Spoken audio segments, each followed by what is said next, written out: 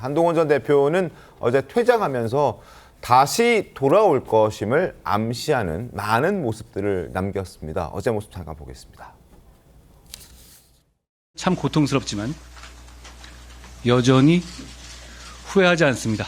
저는 어떤 일이 있어도 대한민국과 주권자 국민을 배신하지 않기로 약속했기 때문입니다. 하지만 계엄이 잘못이라고 해서 민주당과 이재명 대표의 폭주와 범죄 혐의가 정당화되는 것은 절대 아닙니다.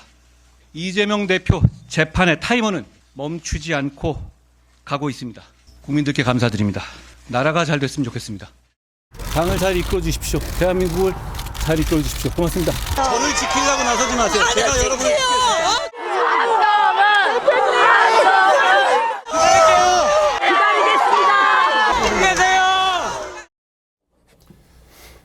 여러분을 지키겠다, 포기하지 않겠다, 사실상 복귀하겠다 이런 말로 들리는데요. 뭐 당연히 대선이겠죠.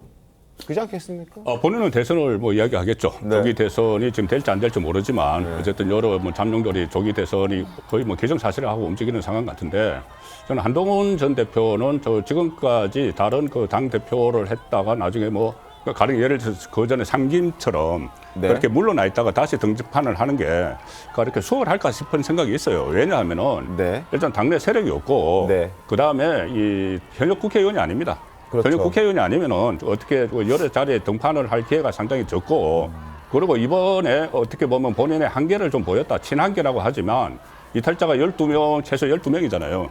그리고 최대 23명. 그런데 네.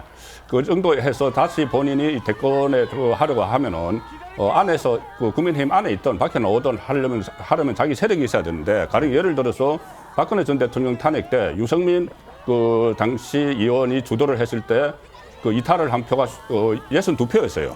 62표가 네. 이탈을 했습니다. 네. 그때는.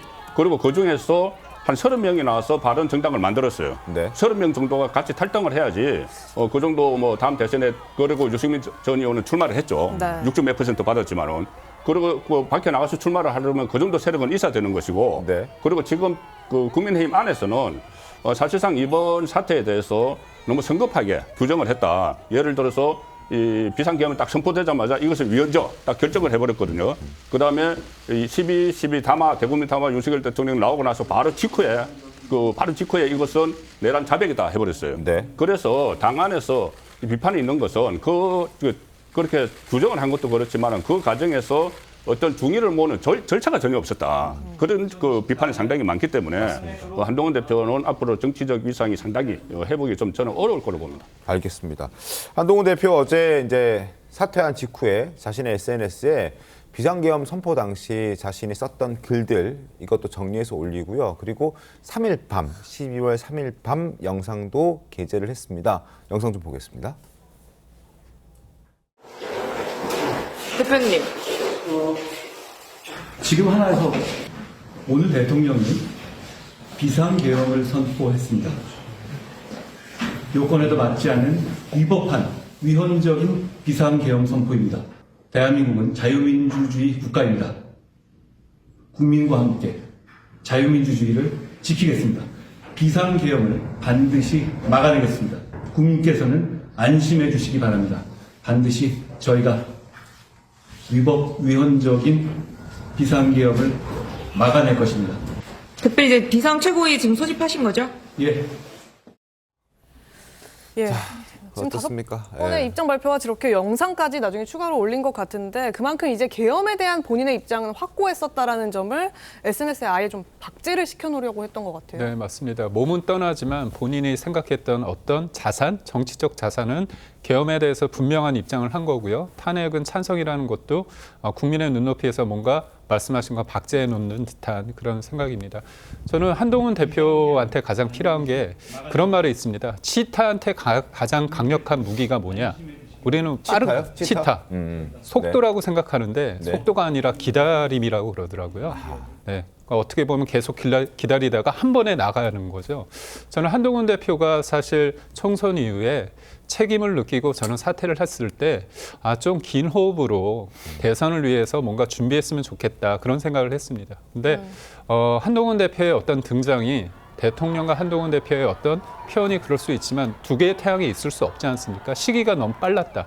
본인은 국민을 위해서 차별화를 했지만 안에 있는 대통령실 입장에서나 친윤계 입장에서는 자기 정치라고 해석될 수밖에 없는 상황이 연출이 됐다는 측면에서 모든 일에 있어서 명분과 시기가 중요한데 그 시기가 좀 빨랐다는 측면이 있거든요. 네. 그렇다면 본인은 정치를 계속할 텐데 요번에 조기 대선이 있다면 이때 나오는 것이 과연 맞는 건지 아니면 다음을 기약하는 게 맞는 건지에 대해서 좀 차분하게 생각할 수 있는 기회를 얻었다고 생각하면 됩니다. 그리고 네.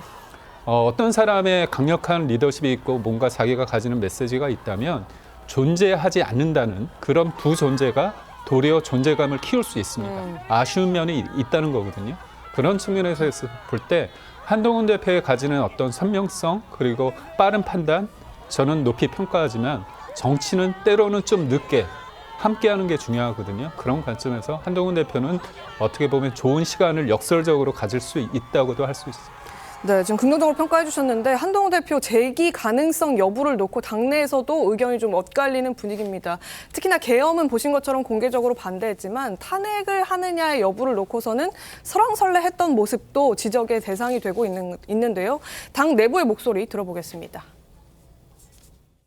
자진 사퇴입니까? 쫓겨난 겁니까? 좀 쫓겨났다는 표현이 저는 정확한 표현이다 이렇게 보고 있고요. 우리 당의 다수의 힘에 의해서 강압적인 힘에 의해서 쫓겨난 그 대표이기 때문에 저는 국민들께서 다시 우리 당에 대해서 애정을 가진다면 저는 한동훈 대표를 다시 부르지 않을까 이런 생각. 그래서 쫓겨난 것이 아니고 스스로 신임을 얻지 못했다는 생각을 좀 했으면 좋겠어요. 진종호 최고위원이 사퇴할 줄은 저는 생각을 못했어요. 그래서 이런 것은 한동훈 대표께서 그분들과 충분히 서로 의사소통을 하고 그 과정에 이르렀다면 조금 다른 결론도 있지 않았을까 하는 생각이 듭니다. 결국 이제 한동훈 대표는 자신의 세력을 좀 키워야만 하고 그리고 배신자 프레임 사실 참 듣기 싫은 소리일 수도 있는데 국민의힘 특히나 여권 내에서는 그 프레임도 본인이 좀 이겨내야 합니다. 그래야만 기회가 마냥 기다린다고 뭐 기회가 오는 것도 아닌지라서 기회가 올 것 같은데 어떻게 좀 보셨습니까? 이제 한동훈 대표가 이제 전 대표가 됐죠. 이제 SNS 정치를 계속할 것 같습니다. 왜냐하면 정치인들은 잊혀지는 게 가장 두렵거든요. 마지막 영상을 올리는 것처럼 본인이 계속해서 정치를 하겠다는 의사를 밝히지 않았습니까? 네. 되돌아보면 21대 국회에서 법무부 장관으로 화려하게 뭔가 그렇죠. 신인으로서 나타났죠. 그때 이재명 대표를 세게 공격하면서 사실 보수에서의 뭔가 우상처럼 떠올랐고 여전히 위드흔이라는 팬덤이 존재하고는 있습니다. 어제도 쫙 한 200명 정도 왔었습니다. 그리고 비대위원장하고 지금 이렇게 당대표 하다가 결국에는 같은 검찰 출신의 대통령과 함께 비상계엄이라는 걸로 가라앉은 겁니다. 그래서 앞으로의 전망이 매우 흐려진 거는 사실이기도 하고요. 어제 친한계 의원들 만찬 10명 했다고 하는데 네. 사실 이 의원들도 비례대표나 초선 만약에 정치를 계속하려는 의지가 있는 분들이라면 당연히 공천 줄 수 있는 다음 당대표한테 마음을 넘어갈 수밖에 없습니다.